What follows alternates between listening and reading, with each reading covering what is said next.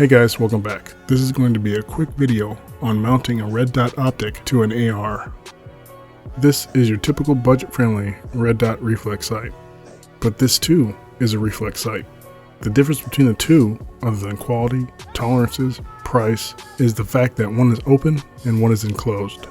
The open design of this reflex sight is easy to manufacture.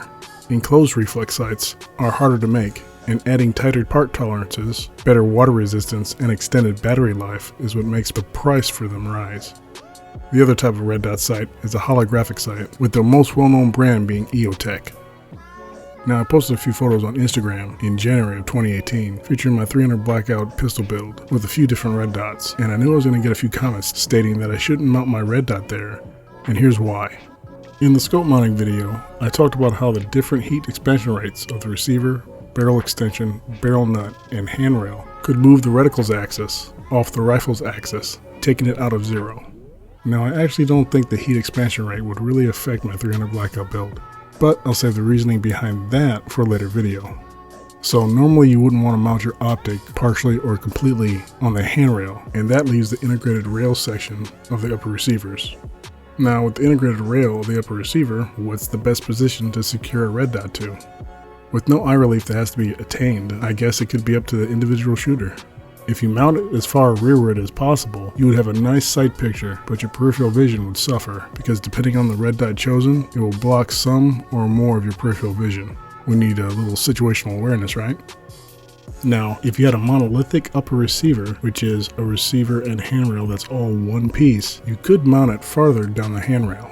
The further down the rail you mount it, the smaller and worse your sight picture would get, but you would gain all the peripherals. And seeing as the majority of us aren't going to be running a monolithic upper, the best decision, at least in my opinion, is to mount it as far forward on the upper receiver as possible. This should give you the best of both worlds, without running the risk of losing your zero as the weapon heats up from use. A decent sight picture with decent peripheral vision to maintain situational awareness. This will give you a amount of rail space behind the red dot to have the option to install a rear backup sight and a 3x magnifier for the red dot. Now, there are red dot mounts out there that offer an offset to your red dot to hang over the no-no spot that should make the sight picture to peripheral vision ratio a little bit better. But in all reality, your red dot at the furthest forward position on the upper receiver is fine. Now, the only other thing to decide other than its position on the rifle is at what height it sits above the rail. There are two options, and they both relate to the red dot sight picture with the addition of the iron sights. The first is what's called an absolute co-witness, and it's simple.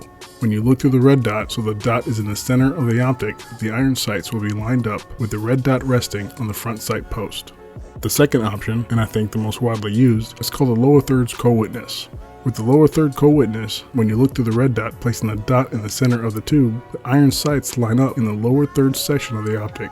And when you lower your sight picture to aim through the iron sights, the red dot should move down and it should be resting on the front sight post again. With either a set of fixed iron sights or flip-up iron sights, if you get a mount with an absolute co-witness height, then the iron sights are going to be obscuring some of your sight picture. With fixed iron sights, some shooters prefer the lower third co-witness because it provides the least obstructed sight picture through the red dot optic.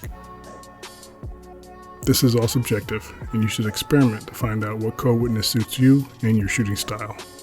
And that's pretty much it for mounting a red dot to an AR. In the next video, I'm going to go over why I don't think the heat expansion rate would affect my 300 blackout build because of the way that the handrail and barrel nut was designed from Strike Industries. And that's going to be about it for this video, so I hope you guys enjoyed it. If you did, don't forget to click that thumbs up, and don't forget to subscribe. Also, if you decide to subscribe, or if you're already a subscriber, don't forget to click that little bell to make sure you get notified when a new video comes out.